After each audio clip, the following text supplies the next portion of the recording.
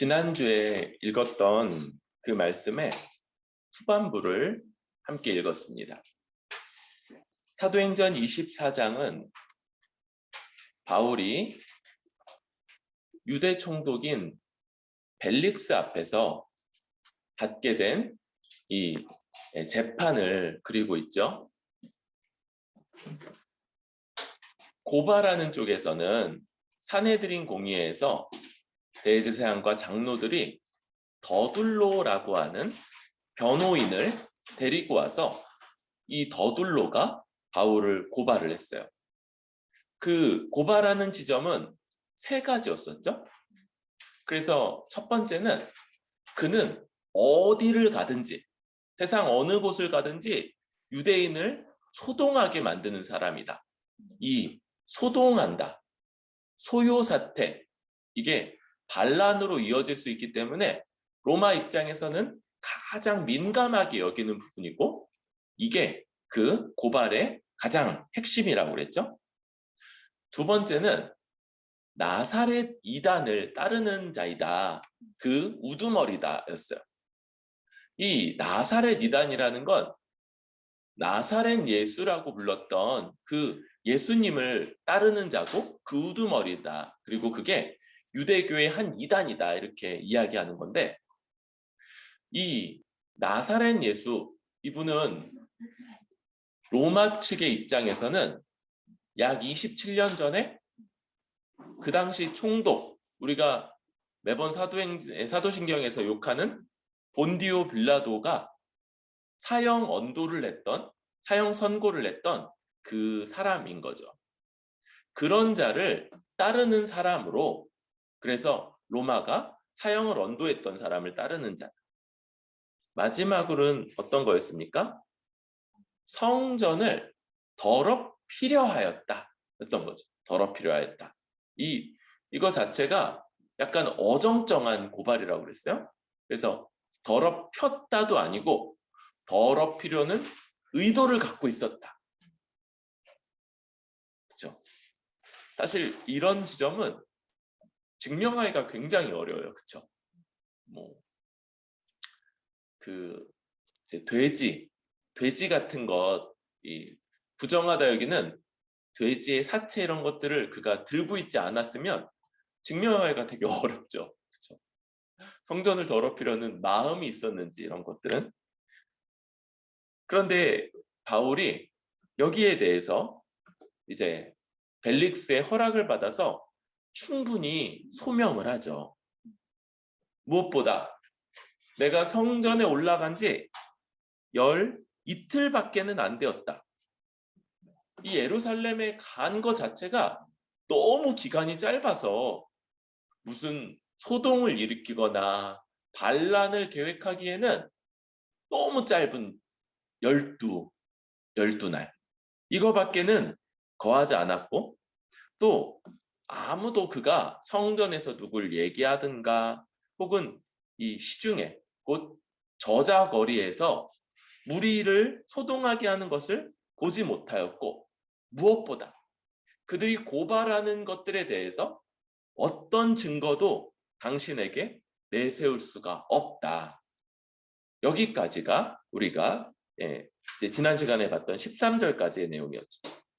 그런데 바울이 여기까지만 이야기를 해도 그들의 고발에 대해서 아무런 그들이 고발하는 내용을 증명할 수도 없고 그것이 사실이 아니라는 걸 충분히 변론한 게 됐을 거라는. 그런데 바울은 좀 더 나아가는 것 같아요. 오히려 이런 모습인 거죠. 지금 총독 앞에 서 있는 이런 기회를 통해서 예수 그리스도를 믿고 따르는 곧 기독교가 전혀 로마법에 배치되지 않으며 그것은 지극히 정당한 유대교의 온전한 계승자이다. 정말 유대교를 믿는 사람이라면 그러면 예수 그리스도를 메시아로 인정하고 그를 믿는 이 도를 따르는 게 마땅하다는 걸 증명해내고자 하는 그런 목적이 있었던 거예요. 그래서 몇 가지를 이야기한다고 그랬죠? 조상의 하나님을 섬기고 율법과 선지자들에 기록된 것을 다 믿으며, 두 번째로는 하나님을 향한 소망을 가졌는데 바로 의인과 악인의 부활이 있으리라. 그리고 이것 때문에 하나님과 사람 앞에 항상 양심에 거리낌이 없기를 힘쓴다. 마지막으로 뭡니까? 예루살렘에 온 것 자체가 여러 해 만에 민족을 구제할 것과 재물을 가지고 와서 드리는 그런 가운데 어떤 소동이나 또 이런 일들도 없었다. 이런 얘기들을 바울이 덧붙이고 있는 것들을 보고 우리가 이 부분을 좀 더 생각을 하고 있었죠. 가장 먼저 지난 시간부터 이야기했던 조상의 하나님을 섬긴다 할 때 조상의 하나님 누구라고 그랬어요? 이 조상이 아브라함, 이삭, 야곱. 왜 이들이냐? 이 세 사람을 족장이라고 부르고요. 이스라엘의 족장. 이들의 특징은 하나님이 직접 이들에게 나타나셔서 그 아브라함 언약이라고 요약되는 그 약속을 이들에게 주셨던 사람들이고, 이 약속을 아브라함과 이삭과 야곱이 받아요. 그런데 아브라함이 받는 게 맞고, 이 다음 때는 이스마엘이라고 하는 여종에게서 난 아들이, 더 큰 아들이 있었죠. 그런데 사라에게 낳은 이삭이 이 약속을 이어받죠. 그리고 사라는 낳은 이 이삭은 자기 아내 리브가에게서 아예 쌍둥이를 잉태해요. 쌍둥이. 그래서 쌍둥이니까 조건이 똑같은 거죠. 그런데 형에서는 약속을 이어받지 못하고 동생인 야곱이 이어받으면서 이 약속을 이어받는 게 그냥 혈통이면 다 되는 것도 아니고, 보통 형이 모든 약속을 이어받는 것 속에서 형이 이어받지 못하고 동생이 이어받는, 더 나아간 뭐예요? 자격이 없는 자들이 놀랍게도 이것을 이어받게 되는 이런 일들이 나타나요. 또 말씀을 보면서 이야기했었죠. 아브라함에게 하나님이 약속하신 것 뭐였어요? 땅과 민족과 하나님이 통치하셔서 임하는 복. 그래서 땅, 민족, 다스림, 통치, 요 세 가지가 나라의 3요소이죠. 그래서 하나님 나라를 약속한다는 걸 볼 수 있어요. 또한 너로 인해 땅의 모든 민족이 복을 받을 거다. 그래서 이 하나님 나라의 복이 모든 민족들에게까지 미쳐질 것도 약속이 돼요. 또 한 가지 중요한 약속이 있다고 그랬죠. 하나님의 약속을 믿고 아브라함이 아주 먼 땅을 걸어서 가나안 땅에 들어갔는데 아브라함이 깜짝 놀랐죠. 가나안 땅, 이제 내 땅이겠거니 하고 들어간 그 땅에 이미 주인들이 다 있는 거예요. 여러분, 이 당시에 땅의 주인이라는 게 다 펜스를 치고 그렇게 사는 것이 아니어가지고, 또 주 산업이 목축업이니까 목축을 하기 위해서는, 방목을 하기 위해서는 아주 넓은 토지가 필요하다고 그랬죠. 어떤 식이냐면 한 지역에 있는 풀을 양떼, 염소떼, 소떼가 다 먹어치우죠. 그러면 다른 지역으로 이동을 해서 그곳의 풀을 먹이고 또 이동을 하고 또 이동을 하고, 그래서 한 바퀴를 삥 돌았을 때 처음 먹였던 그곳의 풀이 다시 원래만큼 자라 있을 만큼의 넓은 땅이 필요하다고 그랬죠. 그래야지 목축이 유지가 되니까. 그러니까 굉장히 넓은 땅을 소유하면서 이렇게 이동하면서 살았던 거죠. 그러니까 딱 들어갔는데 처음에는 빈 땅인 줄 알아. 그래서 이제 자기 양떼, 소떼를 막 먹이고 있는데 며칠이 지나니까 누가 와서 우리 소떼 먹일 풀을 떠먹인다고? 그러니까 이제 쫓아오는 거죠. 그래서 당신 뭐냐고. 여기 우리 소떼, 양떼 먹여야 돼. 우리 땅인데 뭐냐고. 그럼 어떻게 해요? 죄송합니다. 그러면서 딴 땅으로 옮기는 거죠. 그럼 괜찮겠거니 하고 또 먹이고 있으면 또 며칠 지나면 거기 누가 왔다는 게 알려지면 또 와가지고 여기 우리 땅이라고. 이런 일을 계속 겪고 그러면서 이 가나안 땅의 북쪽으로 가나안 땅에 들어갔는데 점점 이렇게 쫓기면서 내려오는 거예요. 한 중간쯤 그럼 무슨 생각이 들어요? 속았구나. 다 나한테 준다고 그랬는데 이미 다 주인이 있으니까 이게 뭐야? 이런 생각이 드는데 하나님이 아브라함에게 다시 나타나셔서 너와 내 후손에게 주겠다. 뭐라고 해석할 수 있어요? 내 후손에게 준다. 그래서 아브라함의 후손이 바로 이 모든 약속을 이어받는 자요, 성취하는 자. 그래서 그때부터 이슈가 뭐라고요? 누가 아브라함의 후손인가? 유대인들은 자기들이 혈통적으로 아브라함의 후손이니까 우리식으로 하면 아브라함의 유전자를 우리가 다 받았으니까 우리가 아브라함의 후손이다 라고 주장을 했는데 바울이 누구를 든다고요? 이스마엘도 아브라함의 혈통이지 않냐? 이스마엘은 엄마가 다르지 않습니까? 엄마가 여종이지 않습니까? 또 한 명 있죠. 그럼 에서에게는요 아무런 이게 없어요. 엄마도 똑같죠. 또 태어나서 지가 뭐 하기 전에 엄마 뱃속에 있을 때부터 큰애는 안 되고 둘째만 된다. 큰애는 약속의 후손이 아니고 둘째만 된다는 게 이미 선언이 됐고. 그러니까 여기서는 빼도 박도 못하고 하나님의 언약 백성 되는 것이 곧 아브라함의 후손 되는 것이 혈통에 있지 않은 게 증명이 돼버리는 거예요. 더군다나 하나님이 이 아브라함을 믿음으로 부르시죠. 그래서 아브라함이 뭐 할례도 행하기 전에 또 나중에 이삭을 바치는 순종도 하죠. 그러기 전에 그의 믿음으로 의롭다 하세요.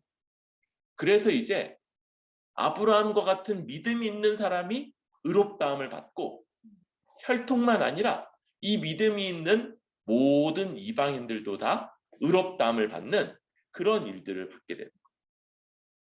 바로 이런 아브라함의 약속 그리고 그게 그냥 이야기만이 아니라 그냥 옛날 이야기만이 아니라 그 가운데는 어떻게 하나님의 백성이 되는가 또 무엇을 이어받고 또 어떻게 이 약속이 그 후대로 이어지며 성취되는가 하는 이 훨씬 더 논리적이고 체계적인 그런 진리가 담겨 있는 이 내용. 그런데 이것을 어떻게 이어받는다고요? 바로 믿음으로. 뭘 믿음으로? 율법과 선지자들의 글에 기록된 것을 믿음으로 이어받게 됩니다. 이것이 구약 성경의 핵심이고요. 그러니까 유대인들이 구약 성경을 음을 붙여서 처음부터 끝까지를 노래로 다 외웠어요. 유대인들이 이걸 외웠어요. 성경책이 어떻게 돼 있냐면 모음이 기록이 안 돼 있다고 그랬죠? 그런데 우리식으로는 이런 거예요. 여기 24장 14절이 어떻게 쓰여 있는 거냐면 기역, 리을, 니은, 이응, 기역, 시옷, 이응, 리을 이렇게 쓰여 있는 거예요. 이거 못 읽죠, 원래는. 근데 유대인들은 어떻게 읽는다고요? 외우고 있으니까. 아예 다 노래로 다 외우고 있으니까 그게 읽혀지는 거예요. 그래서 그런 방식으로 전체를 외우고 있는, 깨워줘. 그렇게 외우고 있는 유대인들보다 그런 유대인들보다 우리가 구약 성경을 잘은 모르는데 아는 것, 뭐 아브람, 뭐 이삭, 야곱, 그 다음에 요셉, 뭐 모세, 뭐 다윗, 아주 부분적으로밖에는 모르지만 우리가 그 구약 성경을 더 분명하게 알고 있는 거예요. 뭐요? 그 구약 성경이 바로 우리 주 예수 그리스도로 성취되는 것이다. 구약 성경의 주인공이 우리 주 예수 그리스도시다라는 것들을 우리가 알고 믿어. 더군다나 이런 거예요. 이 예수님에 대한 내용들, 예수님을 믿고 그분을 순종하고 또 그분이 우리에게 이룰 것들이 구약의 긴 역사를 통해서 또 수많은 사건들과 아주 많은 묘사들을 통해서 풍성하게 우리에게 전달이 됩니다. 만약 구약이 없다면 우리가 믿는 바는 굉장히 빈약할 수 있어요. 뭘 믿긴 믿는데 사실 신약에도 다 있긴 한데 그러나 그 하나하나가 막 수십 년을 곱씹을 만큼의 그 부요함과 풍성함은 없을 수 있는데 유대인들이 구약의 그 수천 년간의 이 하나님의 백성으로서의 삶을 살아냈던 그 기록과 역사와 경험과 그 이야기들이 있어서 우리에게 있는 하나하나의 단어 하나가 수많은 사건들과 긴 역사들, 많은 인물들 속에서 이미 경험됐던 것과 연결돼서 아주 풍성한 그런 내용을 갖게 되는 거죠. 그래서 성경을 우리는 그 말씀을 신뢰하면서 알아갈 때 그 말씀이 우리에게 믿음을 더 불러일으켜요. 여러분, 이 믿음으로, 물론 믿음으로 접근하는 게 필요해요. 우리 아까 배우리 문답 같이 나누면서도 성령께서 우리가 그 말씀을 온전히 하나님의 말씀으로 신뢰하도록 설득할 수 있다, 이렇게 한피 읽었는데 맞아요. 먼저 믿음이 필요하고요. 또 믿음을 통해 우리 가운데서 역사하시는 성령의 도우심이 필요해요.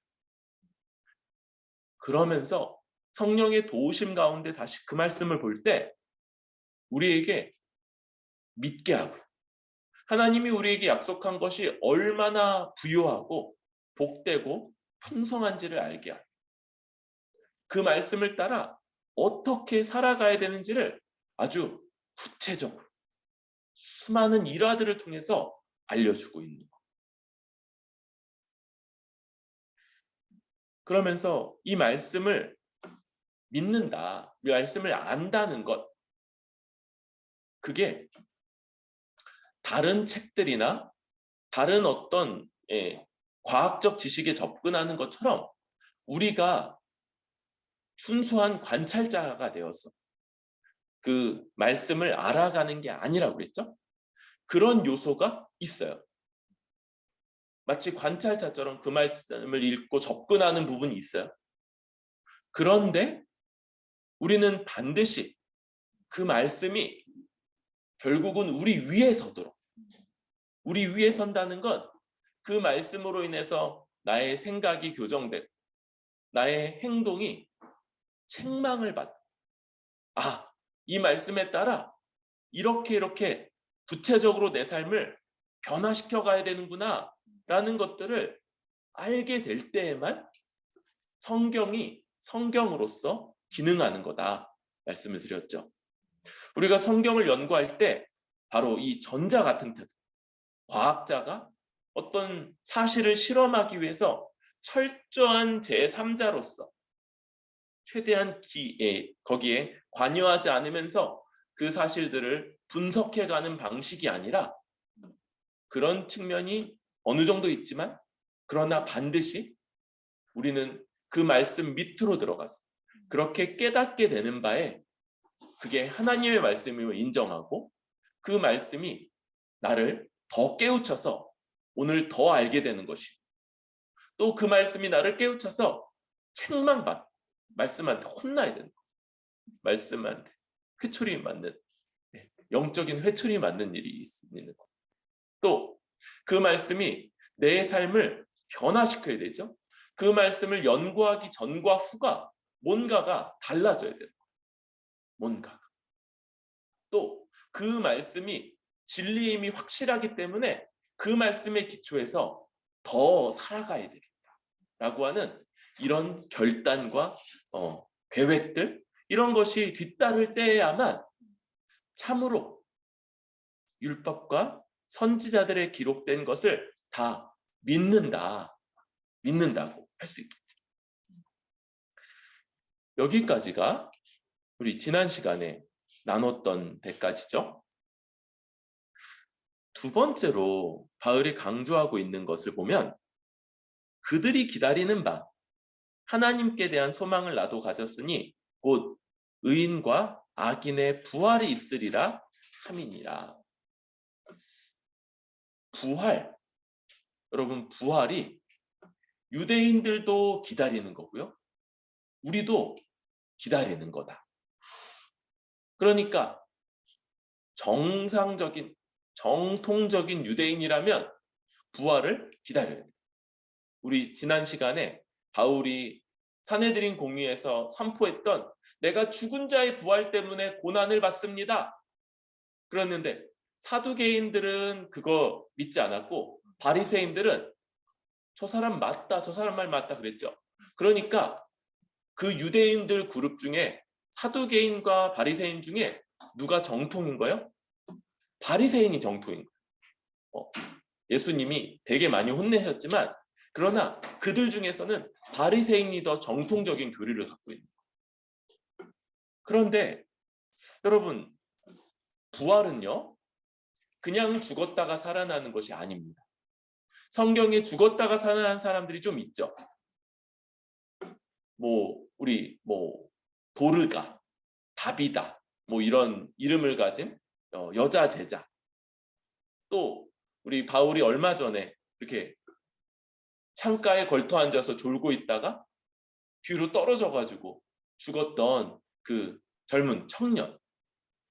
더 나아가면 그 중에서 제일 어려웠던 사람 중에 하나는 마르다와 마리아의 오빠 나사로죠. 나사로. 왜 그러냐면 다른 사람들은 비교적 죽자마자 바울이나 베드로나 예수님이 살렸는데 이 나사로는 죽은 지가 며칠이 된 거예요. 이 지역은 굉장히 건조하고 고온이어서 부패가 아주 금방 일어나는 거예요. 그래서 이 시체 썩은 내, 저도 잘 모르겠어요, 무슨 냄새인지. 근데 그 오징어 오징어 상한 냄새, 이런 것들이 너무 자극적인 거는 전에 한번 맡아봤어요. 정말 이 오징어 찌꺼기가 조금 그 쓰레기 안에 섞여 있었던 건데도 그 냄새가 정말 온 집안을 막 가득 채울 만큼 아주 자극적이고 괴로웠던 냄새. 근데 그런 냄새가 이미 날 정도로 수일이 지난 시체, 이미 부패가 많이 진행된 상태. 그런데 예수님이 그런 나사로도 살리시죠. 그런데도 여러분, 부활은요, 이 어떤 것들도 아닌 거예요. 이것들은 그냥 다시 살아난 거고 부활이 아니에요. 왜요? 이 사람들은 또 다시 죽었기 때문에. 정말로 부활한 사람은 지금까지 세상에 딱 한 분밖에 안 계시는데 누구예요? 예수님. 부활하셨고 영원히 살아계시고 이제 육체도 좀 다르죠? 원래 가셨던 그 육체보다 아주 영광스러운 육체. 또 그럼에도 불구하고 이 육체는 분명히 육체라서 먹기도 하고 사람들이 만질 수도 있고 이런 아주 독특한 그런 존재로서 예수님이 부활을 하셨던 거예요. 즉 부활은요 그냥 죽었다 다시 깨어나는 게 아니에요. 심지어 시체가 막 이미 부패가 돼서 막 썩고 냄새가 나고 막 그러다가 살아났어도 그건 부활이 아닌 거예요. 또한 부활은 그냥 단순히 내가 이렇게 살다가 죽으면 그때 일어날 거다 역시도 부활을 믿는 게 아닌 거. 우리가 부활할 거다라는 소망은요. 뭐하고 긴밀하게 관련돼요? 16절 읽어볼까요?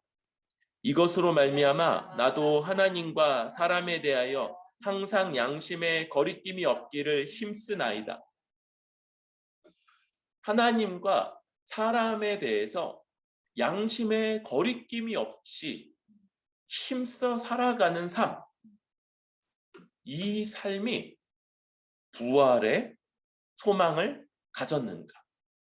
부활을 소망하는가는 오늘 지금 어떻게 살아가는가로 드러날 때야만 진정한 것이다. 진짜 부활 소망이 있다. 아니면 누구 계열일 수 있어요? 사두개인들 계열일 수 있어요. 사두개인 계열. 사두개인들 그래서 말로는 성경도 어느 정도 믿고 말로는 하나님 믿는다고 주장했지만 부활도 믿지 않고 어떤 영적 세계도 부정하면서 현세주의자, 그냥 오늘식으로 하면 욜로족. 이 세상에서 잘 먹고 잘 사는 걸 그냥 최고로 여기면서 살아갔던 그 사람들과 똑같은 사람들일 수 있는 것. 그것은 절대로 유대인들과 또 무엇보다 예수 그리스도를 믿는 사람들이 가지는 부활 소망을 가지는 자가 아닌 것이죠. 여러분, 이 부활의 소망을 가지면 어떤 삶을 삽니까? 이것은 염세주의적인 태도, 이런 것과는 굉장히 다르죠. 바울이 부활 소망을 가졌기 때문에 어떤 삶을 사냐면요. 아주 열정적으로 주를 위해서 살아가요. 이 세상은 아무것도 아니니까 그냥 다 그냥 뭐 대충 넘기면 되지. 그런 사람들에게 바울이 뭐라고 합니까? 먹지도 마라. 그런 사람들 어차피 이 세상 아무것도 아니니까 먹지도 마라. 아무 일도 안 하고 있어도 여러분 배는 고프잖아요. 그러니까 뭐 먹을 거 없나 이렇게 나와서 찾고 그러잖아요. 사도 바울이 그런 태도 먹지도 마라 이렇게 말합니다. 우리가 이 세상을 열심히 열정을 다해서 또 아주 충실하게 살아갈 거다라는 걸 생각할 수 있어요. 그런데 또 뭐도 있습니까? 불연속적인 면이 있는 거예요. 불연속적인 면. 다시 말하면 이 세상에 모든 것들을 걸고 그렇게 살아갈 수가 없어요. 세상의 어떤 것들에서 결국은 선을 긋고요. 세상 사람들이 원하는 것, 이루고자 하는 것, 도달하기 원하는 것, 소유하기 원하는 것, 이런 것들 중에 어떤 것들을 다 따라가지 못하는 것이 아니고, 사실은 모든 사람들이 다 따라가지 못하는 면이 있죠. 그게 아니고 자기가 적극적으로 선을 긋는 것. 이것을 추구하는 것에서는 선을 긋는다.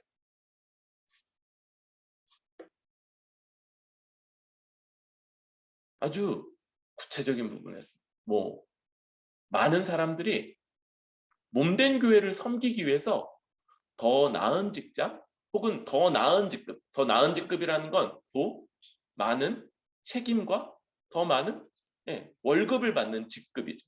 직급에 오르는 걸 포기하기도. 어디 멀리 가서 거기서 더 편하고 더 돈을 많이 받고 또 존경받는 그런 직책 이런 것들을 포기하기도 하는 거예요. 주를 따르기 위해서. 왜요? 이 세상이 우리 삶의 모든 것이라면 그렇게 포기하지 못할 텐데 그게 아닌 거죠. 그것은 거기 가서 뭐 좀 해도 여전히 거기에도 한계가 있고, 만약 여기서 내가 그것들을 포기하면서 섬겨야 되는 더 큰 가치, 더 중요한 가치들이 있다면 얼마든지 기꺼이 포기하는 것. 모든 사도들이 그런 삶을 살죠. 우리 신약교회의 스승이 되는 우리 사도들이 다 그런 삶을 살아요. 바울이 다른 성경에서 자기가 이 세상의 눈으로 볼 때 찌꺼기 같다, 찌끼 같다. 누가 이걸 이렇게 비유를 했어요. 음식물 쓰레기. 음식물 쓰레기 같은 사람. 집에서 버리기 제일 싫어하는 쓰레기잖아요. 그렇죠? 제일 싫어해서.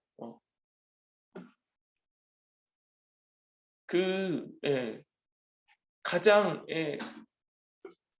이렇게 싫어하는, 혐오스러워하고 그런 사람들로 보는 그런 것 같다.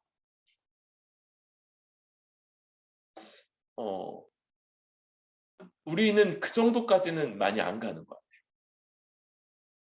그런데 어떤 부분들에서는 더 많이 주 앞에서 포기해야 되는 부분들이 각자에게 주어질 겁니다. 각자에게. 왜냐하면 하나님이 우리 모두에게 약속하시는 바는 이 세상에서 온전히 이루어지는 것이 아니고, 그것은 부활하여서 하나님 완성하시는 세상에서만 이루어질 것이고, 이 세상은 바로 그 세상이 아니기 때문에 여기에서는 여전히 우리는 죄와 싸우고 세상을 본받지 않으며 하나님이 명하신 대로 거룩한 교회로서 살아가는데 힘쓰기 위해서 멈춰야 되는 부분, 주의 말씀으로 자기가 판단을 하게 되죠.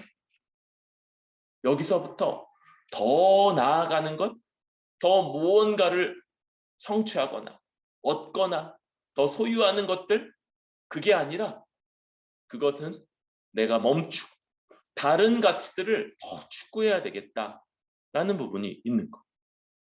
여러분, 세상의 성공, 세상의 소유, 이게 언제나 제한적이고 한시적이고, 그게 하나님 앞에서 우리를 향한 하나님의 평가나 칭찬이나 이것과는 아무 상관도 없다는 걸 기억할 수 있겠다.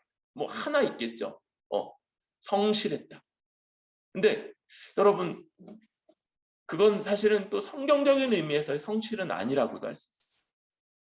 자기를 위해서 아주 부지런하게 사는 사람이 하나님이 너는 어찌 그렇게 게으르냐라고 얼마든지 평가하실 수 있는 거죠. 이것과 관련해서 디모데전서 6장 9절이 우리에게 의미가 있을 것 같습니다. 제가 읽겠습니다. 부하려 하는 자들은 시험과 올무와 여러 가지 어리석고 해로운 정욕에 떨어지나니 곧 사람으로 침륜과 멸망에 빠지게 하는 것이라. 부하려고 하는 자들, 성공하려고 하는 자들, 높아지려고 하는 자들, 성공하려고 하는 자들, 부하려고 하는 자들, 그게 자기 삶의 목표이고 내가 도달해야만 하는 골이라고 여기는 사람들, 두려워해라. 조심해라. 멸망에 빠지게 하는 것들이 너를 유혹할 것이다. 이렇게 말씀하고 있는 이 말씀을 우리 잘 기억해야 될 겁니다. 우리 각자는 부활에 대한 오해들을 점검해야 될 거예요. 염세주의적인 태도. 그래서 하나님이 지으시고 분명히 연속성을 가지는 세상인데 그걸 너무 하찮게 여기고 거기서 이 세상은 다 불타 없어질 것, 나와 아무 상관없는 것, 그게 아니죠.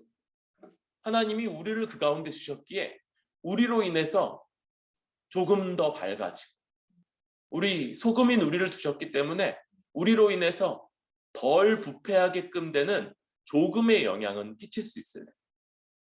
반대로 마치 세상이 전부인 것처럼, 그래서 세상의 성공이 마치 하나님 앞에서의 성공이냐, 세상에서 얻는 부가 영원히 갈 것이냐, 세상 사람들의 인정이 하나님의 인정인 양 착각하는 이 모든 것들, 결국 그것을 내가 속아서 추구하게 된다면 심륜과 멸망에 빠지게 하는 것들에 떨어질 것을 경계하고 조심해야 된다는 것을 말씀합니다.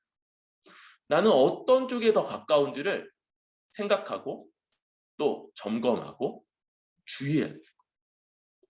그리고 정말 성경적인 그러한 부활의 소망이 있다면 바로 우리 삶에서 하나님과 사람에 대해, 여러분, 하나님께 대하여 양심에 거리낌이 없기를 힘쓴다. 보통 우리가 이렇게 생각하죠. 그런데 그것은 뭐하고 연결되어 있는 겁니까? 사람을 대해서. 하나님을 향한 것과 사람을 향한 것이 괴리되어 있다면 거짓된, 하나님을 향해 양심에 거리낌이 없기를 힘쓰는 자마다 사람을 향해서도 그와 같이 힘쓰며 살아갈 것이죠. 그래서 이제 이 거리낌이 없이 힘쓰는 삶은 세 번째 주제하고 연결돼 있죠. 세 번째, 바울이 참된 신자, 참된 기독교 신앙을 가진 자는 유대교에서부터 아주 일관된 흐름 하나를 갖는데, 그게 바울이 세 번째로 얘기하고 있는 내 민족을 구제할 것과 재물을 가지고, 바로 이 구제의 문제라고 할 수 있죠. 우리 이미 바울이 예루살렘으로 올라온 것도, 그것도 아주 서둘러서 명절이 되기 전에 열심히 길을 재촉하여서 온 것도, 또 거기 와서 바울이 안 해도 되는, 굳이 안 해도 되는 이 결례, 정결 예식을 행하면서 유대인들에게 자신도 율법을 무시하는 자가 아니라는 것들을 증명하는 이런 것들이 다 그들에게 가지고 이방 교회에서부터 모아온 헌금을 전달하기 위함임을 나누었습니다. 신자는 바른 지체를 구제하는 일을 통해서 한몸됨을 지켜가는 자입니다. 이것이 부활 소망을 가진 자가 하나님 앞에 거리낌이 없기를 힘쓰는데, 바로 그것이 표현되는 방식입니다. 여러분, 하나님 앞에 하나님을 닮아가고요, 예수 그리스도가 명하신 대로 순종해서 살아가는 것이고, 그걸 성경의 표현으로는 거룩이라고 하죠. 거룩. 우리가 거룩하게 살고자 애쓰고 거룩하게 닮아가는 것. 그런데 거룩은 어떤 사람들이 얘기하는 것처럼 혼자 어디 동떨어진 곳에 가서 면벽 수련하는 게 아니라고 했어요. 거룩은 내 옆에 있는 지체, 이 사람들을 어떻게 대하는가의 문제라고 그랬죠. 그 사람들을 세상의 많은 사람들이 그렇게 하듯 나의 행복과 나의 성공과 나의 더 많은 소유를 위한 도구로서 여기느냐. 내 옆에 누구를 두지만 그러나 그 사람을 그저 나의 정서적 만족, 나의 정서적 안정을 위한 도구로서 보는가? 아니면 그 사람을 행복하도록, 우리식의 표현이죠. 그 사람이 더 나은 사람이 될 수 있도록, 그 사람이 더 하나님이 주시는 복락을 누릴 수 있도록 하기 위해서 내가 힘쓰는가? 즉, 그 사람 자체가 목적이 되는가? 성경의 표현으로는 뭡니까? 내 이웃을 내 몸과 같이 대하는가? 내 몸과 같이 사랑하는가? 내가 받기 원하는 대로 먼저 그에게 해주는가? 바로 이것이 넓은 의미에서의 구제이죠. 좁은 의미에서 가장 필요로 하는 물질적 필요를 채우고, 그래서 그가 절대적인 의미의 빈곤함, 먹고 살 것도 없는 이 빈곤함에 처하지 않도록 경제적으로 보호하는 것들을 포함하면서도 그가 더 나은 사람이 될 수 있도록, 그가 더 정서적으로 안정될 수 있도록, 그가 더 주의 말씀을 따라 살 수 있도록 내가 나를 그의 돕는 배필로서 고백하는가. 이게 진정한 의미의 거룩인, 얼마나 많은 가식적인 거룩이 넘쳐나는 세상입니까? 하나님 앞에 몇 시간을 기도한다고 하지만 자기가 얼마나 기도 잘하는 사람인지, 얼마나 영적인 사람인지, 얼마나 거룩한 사람인지를 드러내고자 하는 마음에서, 혹은 자기 욕망을 위해서 온통 나를 위한, 나만을 위한 것들이 기도를 가득 채우고 있다면 아주 거짓 가식의, 거짓 거룩의 대명사예요. 진정으로 다른 지체들의 유익을 위하는가? 우리 고린도전서 13장 1절부터 3절이 여기에서 정말 놀라운 이야기들을 해주죠. 어떤 사람들이 정말 대단하다고 말하는 사람의 방언과 천사의 말을 해도 사랑이 없으면, 다른 지체를 실제적으로 정말 위하고자 하는 목적에서 하는 게 아니라면 그거 소리나는 구리 꽹가리, 아무 쓸데도 없는, 아무 내용도 전달하지 못하는 꽹가리 소리, 깽깽깽깽깽. 내가 예언하는 능력이 있어, 모든 비밀과 지식을 알고 산을 옮길 만한 모든 믿음이 있을지라도 사랑이 없으면 내게 아무것도 아니야. 다른 지체를 정말 위하는 마음으로 내가 저 사람의 돕는 배필이다 라는 생각으로 이 예언의 능력과 지식을 알고 또 믿음으로 행하지 않는다면 아무것도 아니야. 저 사람에게 좋은 것들을 우리는 말해줄 수 있어. 그런데 우리는 정말 잘 알아요. 이 부분에 있어서 굉장히 다들 예민해요. 정말 나를 위해서 해주는 얘기인가? 아니면 그냥 지나가는 빈말인가? 더 안 좋으면 나를 책망하고 지적하기 위해서 하는 말인가? 이런 것들이 정말 대번에 느껴집니다. 그리고 후자의 경우는 진짜 맞는데 저 사람이 저렇게 말하기 때문에 그게 더 하기 싫어지는 이런 일도 겪는 거예요. 3절은 더 얘기해요. 내가 내게 있는 모든 것으로 구제하고 또 내 몸을 불사르게 내어줄지 사랑이 없으면 내게 아무 유익이 없느니라. 정말 놀랍죠? 사랑이 없이, 진정으로 돕고자 하는 마음, 위하고자 하는 마음이 없이도 내게 있는 모든 것을 내어서 구제도 할 수 있고 내 몸을 불사를 수도 있다는 것. 그런데 아무것도 아니에요.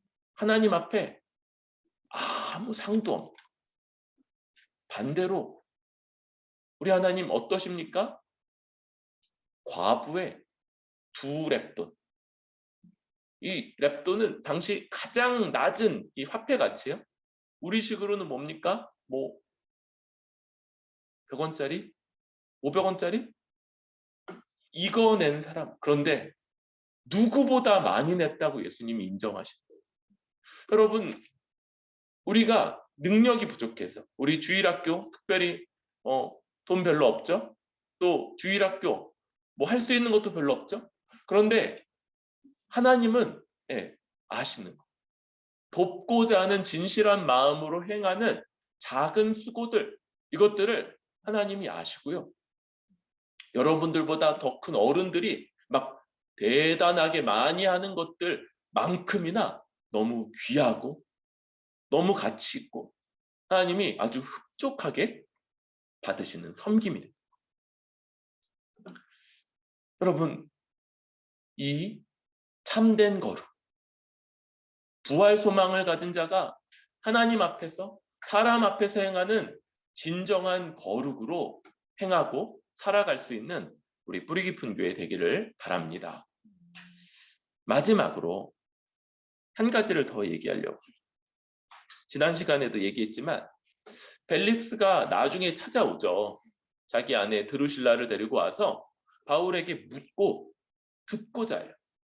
그리고 바울이 거기에 대해서 자기 믿는 도를 설명하는데 그 요약이 의와 절제와 장차 오는 심판을 이야기하고 벨릭스의 반응이 두려워합니다. 두려워.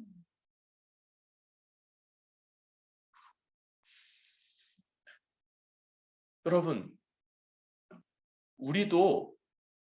우리 각자가 다 하나님의 심판대를 거치게 될 거예요. 신자들도 그 재판에는 서게 됩니다. 우리는 거기서 무죄 판결, 의롭다는 판결 받을 걸 알고 있어요. 그런데 판결 전에는 반드시 뭐가 있다고 그랬어요? 신문 과정이 있죠. 묻고 답하는 과정이 있고 우리 신자들도 하나님 앞에서 우리가 왜 그렇게 행했는지, 왜 그렇게 살았는지를 하나님께 고하는 그 과정이 면제되지 않은 거예요. 여러분, 얼마나 두렵고 떨릴까요? 빈말을 할 수가 없는 우리의 모든 의도, 동기, 모든 사람들은 내가 아주 선한 의도와 동기로 어떤 일을 했다고 여길 텐데 사람은 원래 그 정도 아는 거예요. 그런데 나는 안. 심지어는 나도 그걸 아주 주목하지 않아요. 왜? 그렇게 막 주목하면 부끄러워지니까. 그런데 하나님이 아시는데 그 하나님 앞에서 너 그때 왜 그렇게 했니?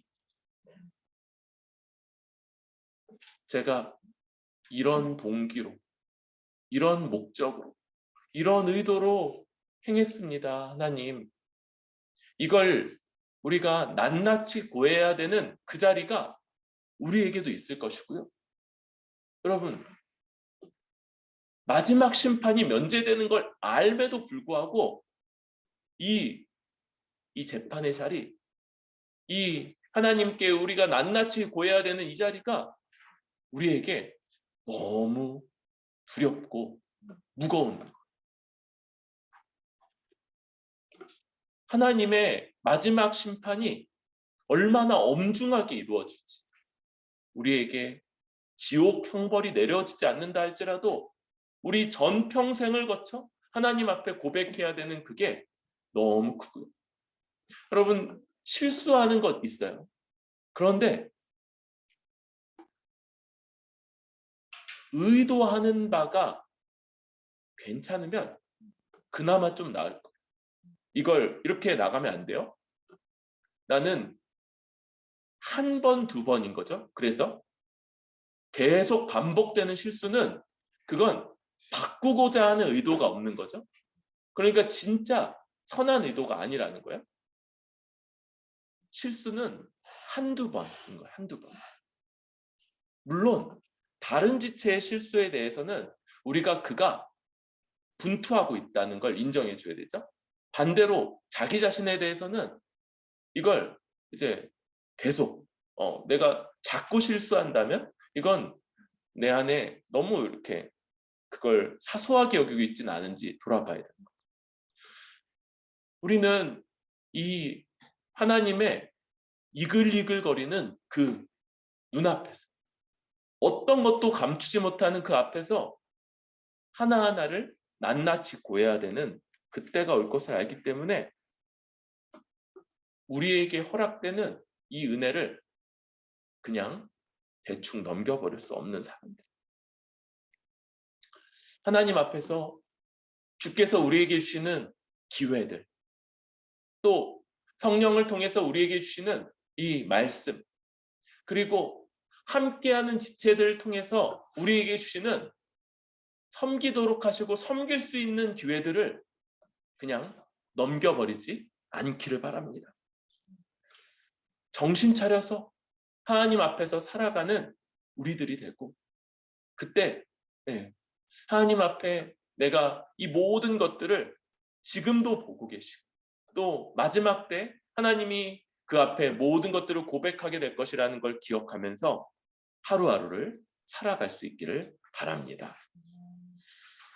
바울을 통해서 우리는 이게 구약에서부터 하나님이 의도하셨던 그런 삶이고, 이제 예수 그리스도를 믿는 자들에게도 마땅한 삶인 걸 보게 돼요.